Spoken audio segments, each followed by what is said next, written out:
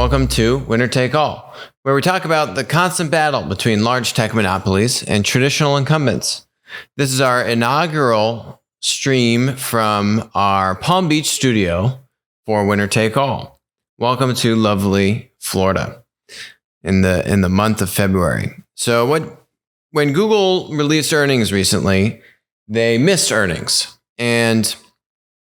They missed earnings on revenue. So they hit earnings for profit. They missed investor expectations for their revenue by a decent amount.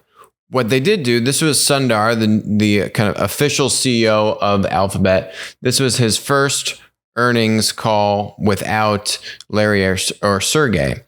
And so we've spoken about this many times on the show, that Google does not break out revenue for things like YouTube, which is a considerable part of the business. If you remember, maybe 2 or 3 quarters ago, they missed earnings. They missed on revenue expectation, and they blamed YouTube for that miss.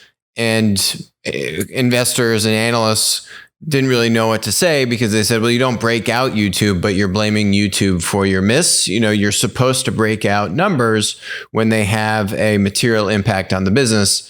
You're saying that this is why you missed. It seems pretty material, but you're not giving me the data. Clearly, Larry and Sergey didn't want that. Sundar, I think, probably a mixture of this being his first earnings call as the absolute CEO of the entire Alphabet. A was one reason, and B, he knew that they were going to have a pretty material revenue miss, and could help placate his investor base by providing more transparency that there is good growth in the business, and then highlighting that growth from YouTube. 2018 YouTube revenue was $11.2 billion, and 2019 was $15.5 billion in revenue, as compared to 15% revenue growth for Google search. So that's, some of what they're getting at. Now, let's talk about this. This is a $15 billion revenue number. What other company do we talk a lot about on this show that has $15 billion and is a media company? Yep. So if you're guessing it, if you're thinking Netflix, you're thinking correctly. Netflix has generated about $5.5 billion in revenue in the fourth quarter. And when you total it all up, they are right around maybe $19 billion over the past 12-month period of time. So roughly similar. Yes, call it $3.5–4 billion off revenue-wise. But when we look at those numbers and we look at how much money the companies are spending on this thing called content, you now get a much clearer picture about the difference of what we say, where Netflix is not a platform business, where we are much more skeptical about the growth outlook and the defensibility of Netflix's business because they are linear, versus YouTube being the platform kind of corollary to Netflix. So if YouTube's spending earning about $15 billion in revenue annually, historically, we know that they don't break out what their revenue share is with third-party content creators. But we know historical breakouts, and at the most extreme, what Ruth, the CFO of Google, of Alphabet, said is a majority of that $15 billion is paid out to creators. Historically, if you are a small creator, you would earn about 55% of, let's say you make $100 in ads, you keep $55. YouTube keeps $45. Those were the original rates. Those are old rates. If you don't have a lot of leverage, if your channel isn't as big or you don't have as much leverage with YouTube, then you're going to be, let's just say, closer to keeping maybe around 55%. So what that means is that of $15 billion, let's say YouTube is paying out 60% of that to creators. If you're a larger creator, you keep 60% of the revenue, and YouTube keeps less.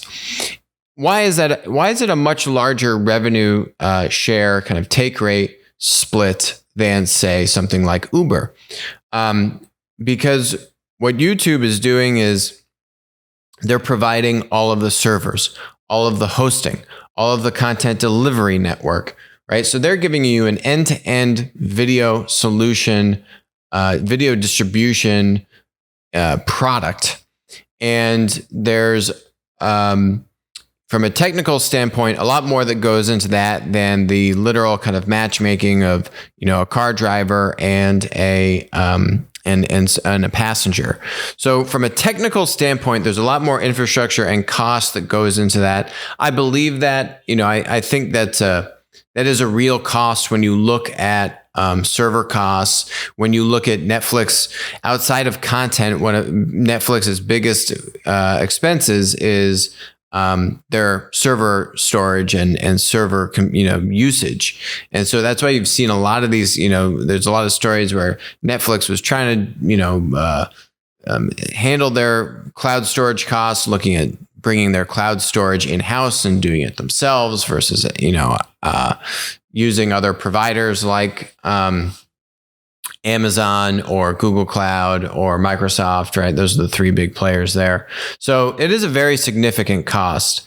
For YouTube, if 60% of that $15 billion is going to creators, then that means that they've got about, call it $9 billion in that content costs going out to creators.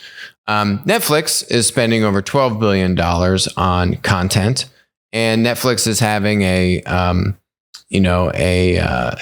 larger, a $3.5–4 billion greater revenue base, but they have, a larger cost for content as a proportion to revenue. So Netflix is spending more money on content than YouTube is, if you just were to do the simple math as a percentage of revenue. Netflix is amortizing the cost of that content over many years because they're saying that they own the content, but all of that risk is on their balance sheet. And whether or not Netflix is going to be able to monetize that content effectively over those many years, which is the assumption of why they're depreciating it over time, as opposed to having it be a one-time cost on their P&L, is still yet to be seen. And if Netflix can continue to grow the business and retain their existing customers while new competition comes in, and while decreasing their annual spend on content, which is what they've said they're going to do, where they're going to be spending theoretically less than $12 billion a year on content going forward, but they're still going to have strong growth aspirations and expectations from Wall Street. So from a risk standpoint, Netflix has a lot more risk associated with how they're going to keep customers engaged. YouTube is getting this content for free, but what YouTube is paying out is all based on performance, right? It's how many eyeballs am I bringing to your videos? How many advertisers can I get to buy ads against these eyeballs? And so if YouTube can't book as many advertisers, or if YouTube can't charge as high CPMs, then okay, their YouTube ad revenue doesn't maybe grow at 36% year over year anymore, but they don't have a hard expense line item for content creation. They are starting to do some original content creation, but it pales in comparison to the amount of content that Netflix is making or the amount of content that they get from third-party content creators. So, if I had to pick between one of these two businesses, I'd much rather prefer to be running YouTube as opposed to Netflix. As we've seen now, where Disney just released earnings also this week, and Disney in the first quarter, the first quarter that Disney Plus was out, came out October 10th or 11th of 2019. So in a little less than 3 months, Wall Street expected them to get 20 million subscribers to Disney Plus. They got 26 million.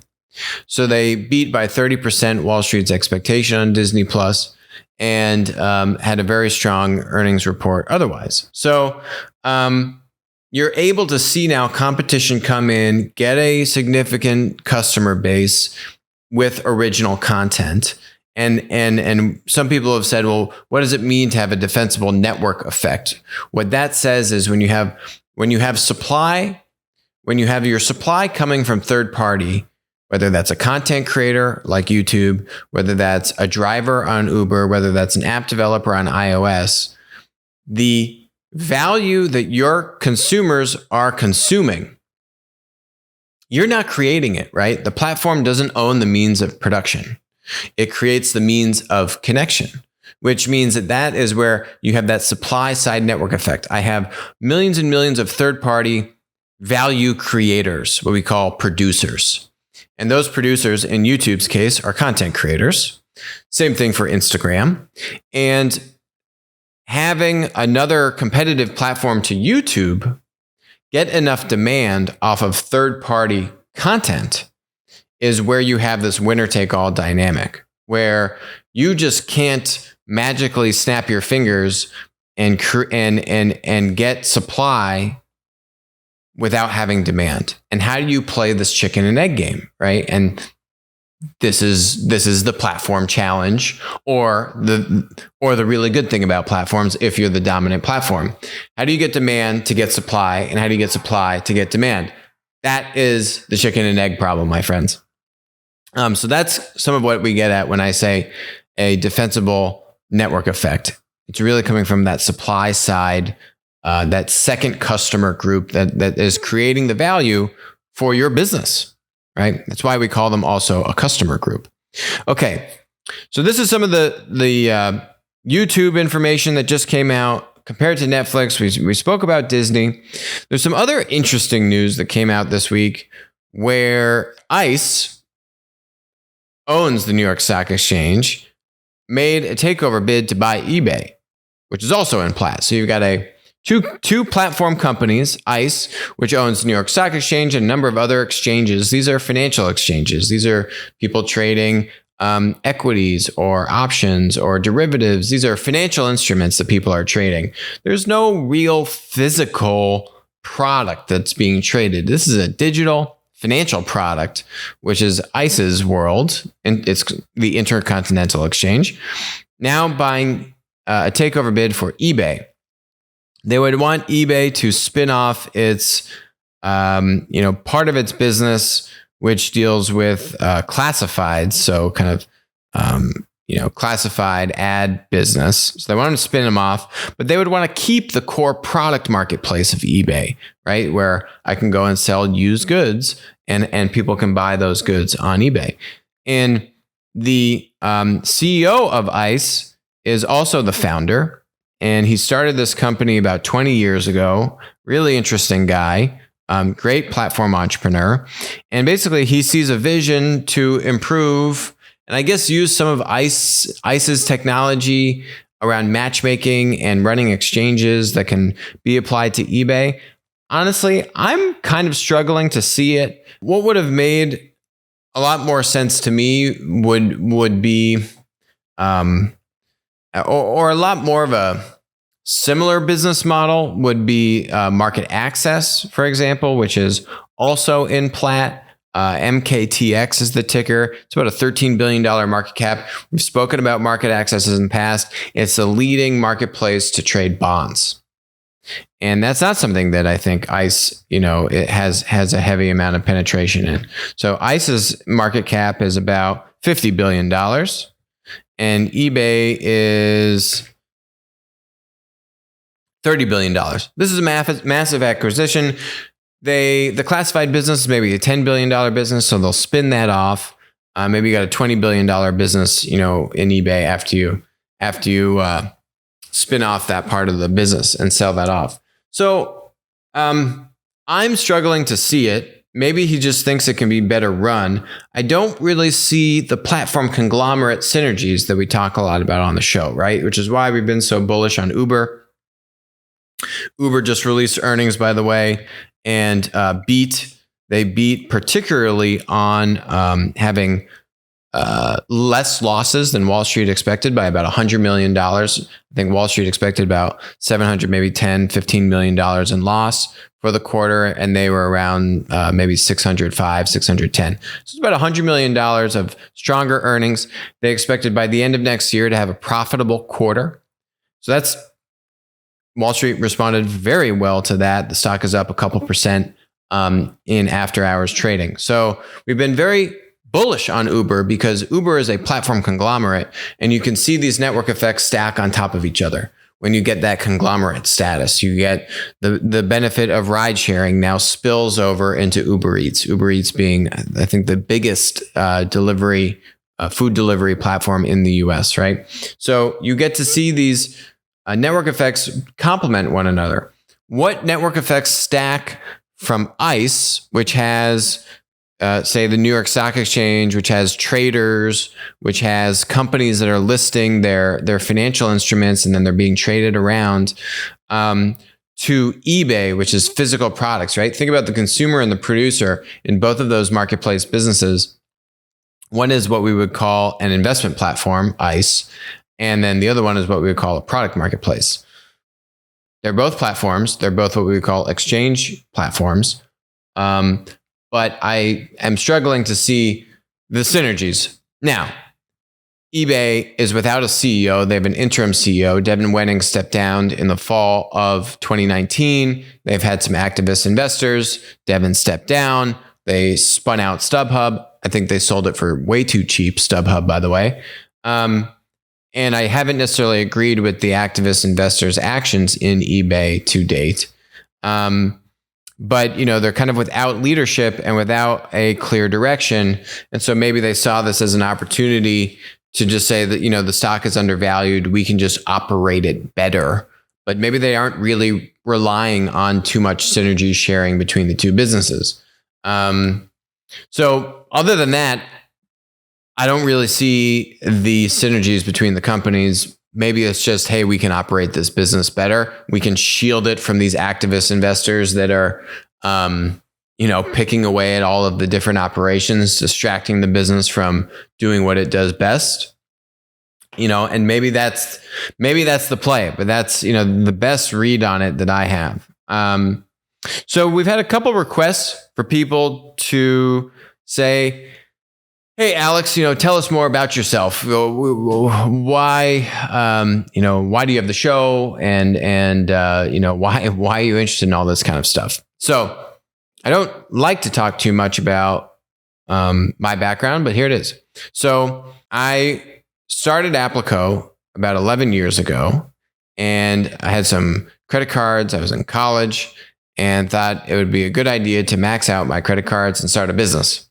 That business was in the app world, and this was 08, 09. The iPhone had just come out. The App Store had just come out, and I thought that apps would be a big thing.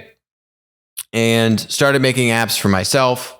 Some of those apps became best-selling apps we actually started on the BlackBerry App Store. There was actually a decent amount of iPhone apps, believe it or not, maybe a year and a half into it. So I started on BlackBerry. Those apps became really good sellers and then moved into Android and iOS. Other people started saying, hey, could you help us make apps? And that's when I started to get into the app development business. And Applico grew to become the largest app developer in the country. We had over 70 people at the time in 3 different offices around the United States. And I was in my early 20s living the dream. And we were working with a variety of clients. We were working with some big companies like Intel, HP, GM, what I would call traditional linear businesses. And then maybe a third of our clientele were companies like Google and a bunch of tech startups. And our product managers would come to me and they would say, hey, the way we're building apps and building technology for this smaller subset of the clientele is very different than the majority of the clientele, these traditional large enterprises. why, right? For Google and these kinds of companies, you're working on content platform businesses. For other tech startups, it was marketplaces for services or for products. And they're similar because they're all facilitating exchange, but they're different because one's a content platform and one's a product marketplace. And no one could make sense of any of this. And so this was probably about 7 or 8 years ago. This was kind of early 2010s. Uber had been around for maybe a couple of years at the time. And so it started to seem to me that there was a new way of building businesses in the 21st century economy, and that no one had really put their finger on it. And so I started to dig deeper into is there a new business model going on here? And Nick and I had gone to elementary school together, and I went to Nick and I said, hey, I think there's a new business model here. And Nick was working in an economic think tank for a handful of years after college. He was an English minor in college. I knew he liked to write and kind of was thinking about doing a book. And I said, hey, I think there's a new business model here. And if there is a new business model here, we should absolutely write a book about this. And so he started to read everything that there was about anything relating to two-sided marketplaces to answer the question of, is this a new business model? And why hadn't anyone captured this before? And so he came back after a few months and said, yeah, no one else has connected all these dots. There is some academic research about two-sided marketplaces from, a number of years ago, but it was very high level. If anyone has read an academic paper, no offense to the academics, but it's very high level. Let's put it at that. We wanted to really do and write a book that was very pragmatic for entrepreneurs, for the business professional, that goes deep into the details of the business model, how it works, why it works, and how you can take actionable feedback and frameworks and apply them to your own business. And so that was where there was some stuff talking about two-sided marketplaces, but then you have content platforms and you have investment platforms and you have social networks, right? And how do you pull that all together? And so that was then what we set out to do for about 3 years, where we were building frameworks and we were stress testing them with the platform companies that we were working with in Applico, some big, some startups. And so we were building these frameworks for our own use to help structure and say, well, is this a commoditized or an uncommoditized service marketplace? And all these types of things that you read about in the book and structures that we put into the book, we actually were using in the market. And that's how we were able to harden them and really stress test them. And so we found Macmillan as the publisher, and the book came out in 2016. And, all along the while, I was trying to thinking about Applico and what's the future of Applico. And I knew that eventually app development would get commoditized. And it wasn't really that interesting to me to play in the commodity game, right? I didn't want to compete on price and do development offshore, and that really wasn't of interest to me. And I saw a much grander vision around this business model concept. At the time, I actually didn't even know to call it platform, to be honest. I just felt that if no one had captured the thinking around this new business model, these are once in a generation type of changes that come into fruition. These are macroeconomic shifts that don't happen over a few year period of time. Like say a new technology like mobile. We've now seen 10 years of mobile and everyone's kind of saying, what's the new thing, right? These macroeconomic shifts, they manifest themselves over multiple decades of time. And we're still not done seeing the impact of platforms. I'd actually say we're still very early on in seeing the true impact of platforms into all the different parts of the economy. And that's what we cover on this show. So I knew that if no one had put their finger on this and captured this, there was a lot of opportunity to own the thinking around it, really drive the thinking around it, and then figure out a way to create value around that. And that's pretty much all I had to basically go back to the company of 70 plus people and try to explain that the current definition of success was no longer the definition of success. And unfortunately, I could not detail what the new definition of success was. But I knew it had something to do with this new business model, which I still didn't know to call platform at the time. And I knew it was somewhere over in this direction over here, but I didn't know how long it would take for us to get there. I didn't know if we'd get a book deal at the time, but I knew we had to go full force in this direction. And oh boy, those 3 or 4 years of transition in Applico's evolution were easily the hardest thing I've ever had to do, ever in my entire life.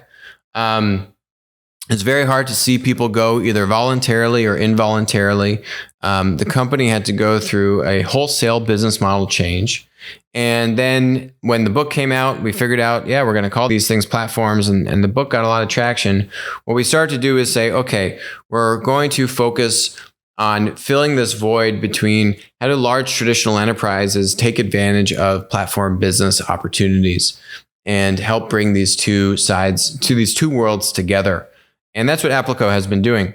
Last year, in May of 2019, 3 years from when the book came out, we launched the first ETF with Wisdom Tree's ETF called Platt. We helped them. We licensed them data to help them launch that ETF.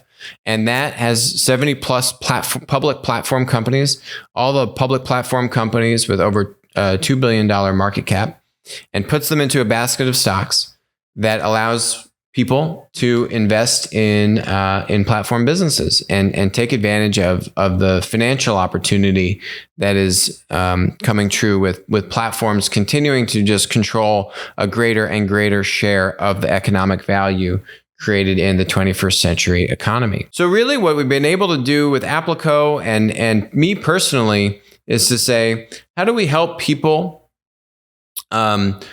enable access to the modern economy and take advantage of these new business model opportunities, whether that's through the book and the education and the content that we create, whether that's through financial means, through the ETF, whether that's through the work that we do in Applico, which is helping these large enterprises take advantage of platform opportunities. And that's really how it's all come about. And I personally have worked really at all spectrum of platforms, from small startups to large platform monopolies to Fortune 10, multi-billion dollar traditional businesses that are trying to figure out how to move into platform opportunities. And what really gets me excited is that there's still such a wide gap and such a myriad of opportunities for traditional enterprises to take advantage of platform opportunities, whether that's building things entirely from scratch, but also whether that's them saying, I need to build some stuff from scratch, but I could also go partner, invest, or buy other tech companies that are already platform businesses, or buy tech companies that I'm then going to turn into a platform business. And it's really untapped how these two different models are coming together. Platforms have a very difficult time achieving scale and solving that chicken and egg problem. Every startup, that's the biggest challenge. Many times, the technology is most often not the biggest challenge. The biggest challenge is, how do you play the chicken and egg game? How do you solve for demand and supply and then do that over and over and over again? And the good thing about large traditional enterprises is they have scale and they have a balance sheet and they have a lot of other assets. They have a brand, value-added services, many things that we've covered on the show. And that's really what we're setting up Applico for, which is over the long term. If anyone has read Steve Schwartzman's book, What It Takes, it's a great book. The long-term vision for Applico is to take what we're doing, which is in a more transactional advisory nature. Maybe sometimes we get to have some equity or share an upside of these new businesses that we're creating, but not always.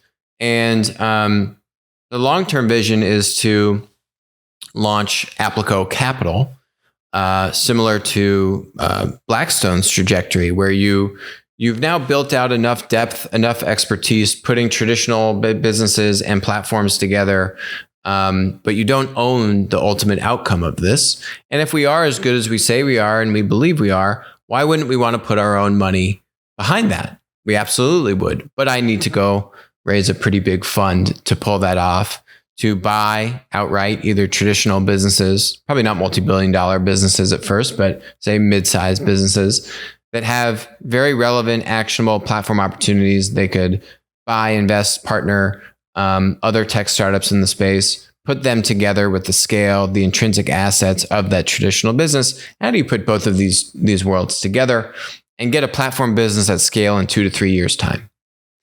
And that's the expertise and the skill set that we are building and deploying today in Applico. And just how we monetize that for our business model is that longer term trajectory to raise a fund and be an actual owner in these deals that we're putting together. So that's a little bit about me, a little bit more about the company, and where we see this platform future going, and how we are planning to help make our mark on all of that. So that's it for us today on Winner Take All. Thank you so much for joining, and I'll talk to you tomorrow.